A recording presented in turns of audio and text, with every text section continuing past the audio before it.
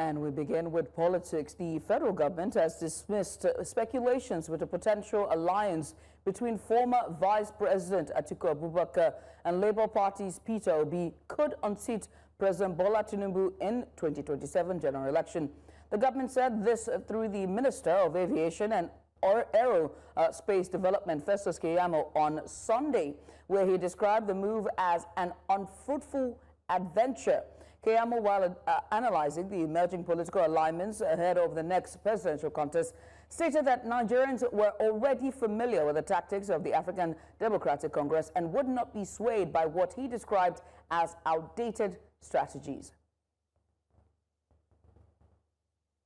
And to discuss this further, I'm joined by political analyst Jide Ojo.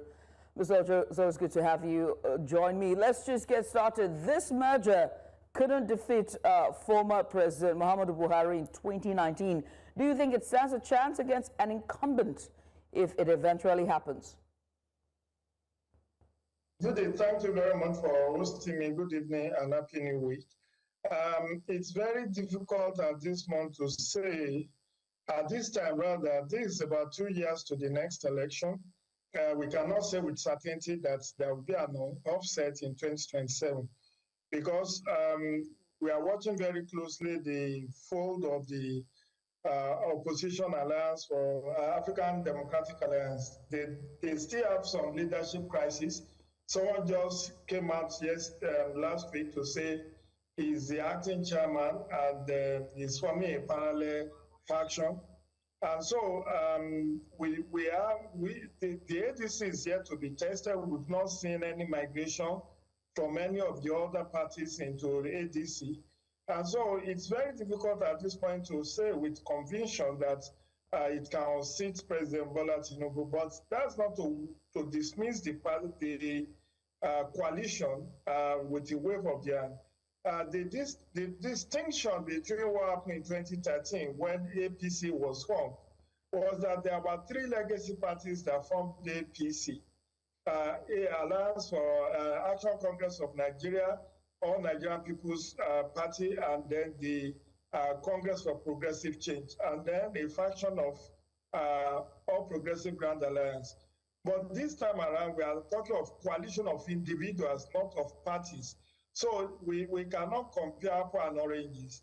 But like I said, it's still early in the days to say with certainty whether there will be a political upset in 2027. Right. As we're looking towards 2027, let's also look at the leadership and, the ADC itself.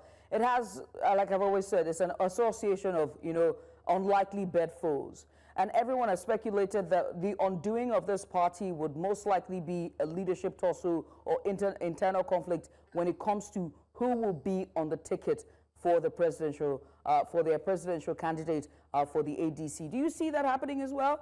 Who will be the presidential candidate, and would that be the undoing of the party? Exactly. It's likely going to be the undoing of the party. Suffice to say that there are insinuations that this is a Atiku coalition, and Atiku will be 80 years in 2027. He's already 78 years, and he knew that this would be his last chance at presidency. That's why you see him making a commitment to do a one-term. The same way Peter Obi is saying he will do one term, the same way Rotimi Ambenchi is saying he will do one term. Now, let's come to the brass tacks. There is an unwritten rule that power was delayed between the north and the southern Nigeria every 2 electoral cycles, so every 8 years. Now, Buhari served out the 8 years of the North in 2023. And it is believed that a Southerner, whether it's Bola Tinubu or someone else, must serve, power must come to the South for another 8 years. So the undoing of ADC will be if it eventually adds Atiku Abubakar on his ticket, because that would truncate the 8 years that is meant to be spent by a Southern president.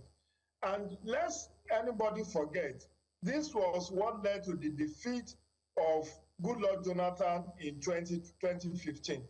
Goodluck Jonathan had committed to a one-term presidency, in private to people like Babangida Aliyu, the former Niger State governor, people like Olusegun Obasanjo, the former president of Nigeria. He told them in private that he was going to do one term. But when he was overwhelmingly voted for in 2011, he thought he already has his grasp on power and decided to go for a rerun in 2015. The North said, no, you cannot do 2 terms. It's actually the turn of the North to produce the presidency for 8 years after Segun Obasanjo's presidency, which lasted 8 years and was truncated by the death of Umaru Musa Yar'Adua. So that was what led to the political upset in 2015, where a lot of Northerners refused to vote for Goodluck Jonathan. So any attempt to truncate Bola Tinubu's presidency in 2027 will be hotly resisted by the people of the southern Nigeria. So, and the likelihood of Peter Obi getting the nomination of ADC is very slim, because from the body language of Atiku Abubakar's camp, even the press statement he has issued, he has said there should be no zoning, that it should be thrown open, and that was the same argument he made that got him the ticket of PDP in 2023, which eventually led to 5 governors of PDP not working for him. Right. So history will repeat itself for ADC if it eventually gave its ticket to a northerner for 2027. Well, when you look at elections, besides manifestos, one of the things that, make voters sort of acclimatize themselves with the candidates is their ideologies, right? We have Atiku with articulate, Obi with obedient. We also have President Tinubu with Emiloko and the likes. It begs to ask a question about how Nigerians currently perceive Atiku and Obi individually, and with that, perception of them, would a merger affect their chance of winning? Would it affect their individual brand or ideology, or otherwise? Now, let's situate this in the context of current realities. In 2019, Judith, we had Atiku and Peter Obi on the ballot in 2019. They were not able to defeat the incumbent at that time, which was President Muhammadu Buhari. Now, they didn't have that ticket in 2023. Peter Obi, knowing full well he will not get the ticket of PDP, decided to leave in May of 2022 to strengthen the Labour Party. Atiku Abubakar, knowing full well that if the ticket is thrown open and there is no zoning of PDP, he was going to win. He won. But that in itself was the albatross, because himself, Peter Obi, and then Kwakwanso, if they had remained in PDP, in 2023, it may have been easier for them to cause a political upset, given the very unpalatable economic situation, the cashless policy, the Naira swap, the fuel queues, and the misgovernance that allegedly took place under Muhammadu Buhari. And because Buhari was not going to be on the ballot in 2023, if Peter Obi and Atiku Abubakar had teamed up to contest 2023, the likelihood was that they were going to win. But they didn't do that. They decided to paddle their separate canoes. Now, to defeat an incumbent president who is a political strategist may be very tough for both of them to do, because that would be a reenactment of 2019. And the same way they failed in 2019, they may fail again, even if they decide to reenact that Atiku Abubakar Peter Obi ticket in 2027. Right. And I cannot see Atiku Abubakar playing the second fiddle. He had already been vice president for 8 years. There is nothing new for him. If you now say, okay, be a deputy to Peter Obi, I don't see him doing that. He will not even want to go back on the ballot as a vice presidential candidate. So Peter Obi's chances of getting the ticket of ADC is very slim.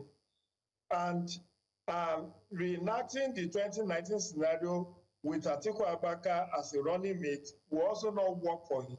Right. In 2027, the so-called Igbo vote and then the Christian minority and the rest that voted for Peter Obi in 2027, they will not be there for him in 2027, rather. That voted for him in 2023 will not be there for him in 2027.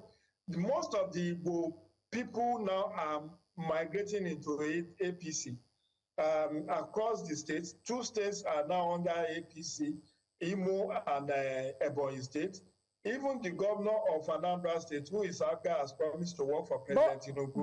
But Alex Oti, the if governor I were to of Abia poke State, an has promised to argument, work for Bola Tinubu. if I were to poke an argument in that, when you look at the votes in terms of presidential elections in that time, in 2023, in spite of the state being PDP, those votes went massively to Labour Party. So what gives? What makes you think that because that party or the colours have changed in those states, that means the vote itself of the electorate will change? That's an argument to be made completely, but we're out of time here. But very quickly before I let you go, I have to ask about, this current administration, President Tinubu's administration, 2 years into the Renewed Hope agenda, heading towards 2027, what the economic indices are saying and what this administration is saying about the economy is a completely different reality for what we have on ground. It's literally black and white. And so it begs to ask the question whether or not this will shape voter sentiment about an incumbent come 2027. Judith, unfortunately, it's not performance that gets elections, that get politicians rewarded. Don't forget the twin factor of violence and vote buying or vote trading. In many elections, and I've been observing elections in Nigeria since 1999. Many governors, many presidents who performed very poorly still managed to win the election, not because of their performances, but because they had a war chest with which to buy the votes. And, I tell you for free, this man at the saddle is a political strategist. By 2026, fourth quarter, you see massive investment in social, what is called social investment program, like all these conditional cash transfer. That's when they will tell you they want to scale up and give about 100 million Nigerian conditional cash transfer, and then they will start giving 25,000 for 3 months pre-election period, all in a bid to buy votes. This was the strategy that was used in 2019 by Buhari. Don't forget the so-called trader money, farmer money, where Vice President Yemi Osinbajo was going from one market to the other to give people cash in the name of supporting their businesses and stuff. So vote buying and violence are the twin tools that politicians use when the election beckons, not really based on performance. I can see the statistics, all the macroeconomic statistics that are being pushed out by this administration has not turned into increment in the standard of living of average Nigerians. Rather, what we have seen is growth without development. We've seen a lot of statistical growth that has not translated in cushioning the rising cost of living of many Nigerians. So, but let's see, this is like after a football match or any sport is never won in the first half of the game. It has to, you have to wait till the second time, sometimes injury time, before a match is won. It's just like what happened with a match, the Super Falcon match against Morocco, where they were losing 2-0 in the first half, only to turn things around in the second half and won by 3 goals to 2. So let's wait for the second half of Tinubu's administration. Maybe they will be able to turn things around. But as of today, it's very disheartening that if elections were to be based on performance, Tinubu may not win. But like I said, don't underrate the capacity of these people to engage in massive vote buying and, deployment of Machiavellian principles, which talks about the end justifies the means. Right. In a bid to just win at all cost. All right. I must say thank you, sir, for the insights and just in-depth analysis as we look towards 2027, the future of opposition, and of course, whether or not a coalition and a merger between Atiku and Obi is possible ahead of 2027 elections. Once again, Mr. Jide Ojo, political analyst. I was about to say public affairs analyst, but same thing. Thank you so much for coming. I appreciate you for doing this with us, sir. Thank you.